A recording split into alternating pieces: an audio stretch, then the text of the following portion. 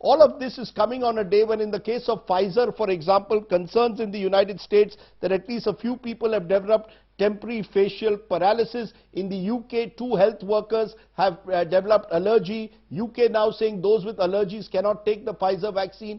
Again, are we moving a little too quickly on this entire vaccination process? Do we need to press the pause button, Dr. Jameel? No, I don't think so. I think I must congratulate Dr. Paul and the team that he heads, that they have a good plan that has been developed to roll out the vaccines. It's a sensible plan, it's a phased plan, and it is being developed in parallel with vaccines that are coming up for approval. Remember, it's the prerogative of the regulator to give approval or not. You can't fault a company for going and asking for approval. And I feel the regulator has done the right thing to ask for more data. So the way this is happening in parallel, we have clarity on who will get the vaccine first, how it will be rolled out, and all of that.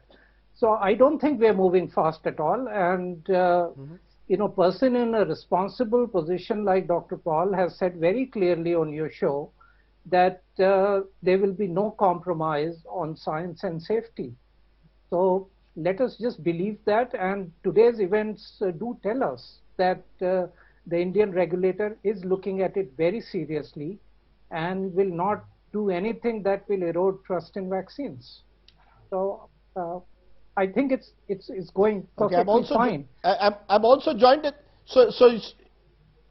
So you believe that the government's plan is moving in the right direction. Dr. Ashish Jha, Dean at the Brown University School of Public Health, is also joining us at this moment. But first you, Dr. Narendra Gupta, because you are among those who's written as a public health policy expert to the government of India as part of signatories, saying that this vaccination program is not a great idea. Why?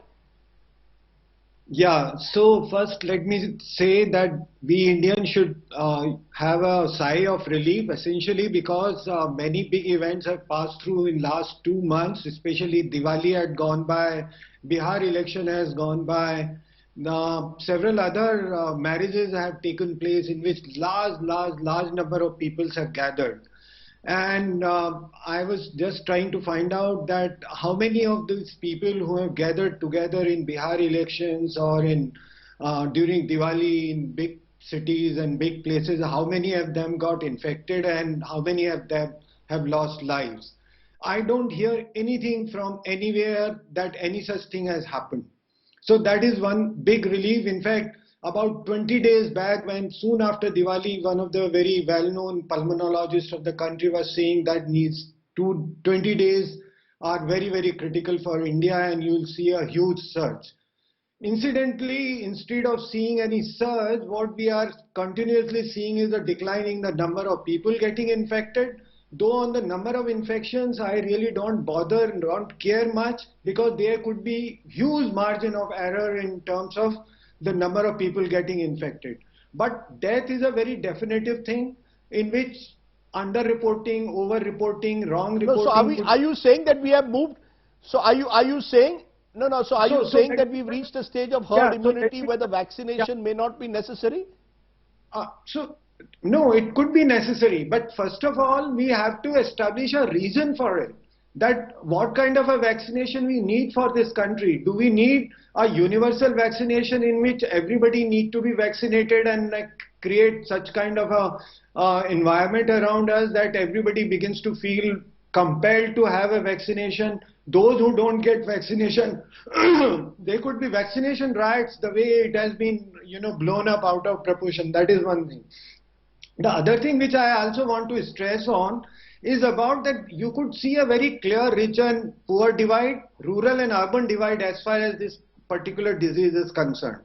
I have been taking down the notes that according to the latest SRS bulletin, the crude death rate of India is 6.2 per 1,000 per year.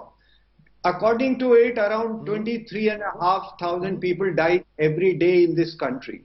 Out of that, only 521 people since the time 12th of March 2020 till today, till yesterday in fact, number of people who have died, per day death had been 521, that is 2.02%. If you put them into the ranks of deaths which are taking place by different kind of diseases, then it ranks at the 11th position.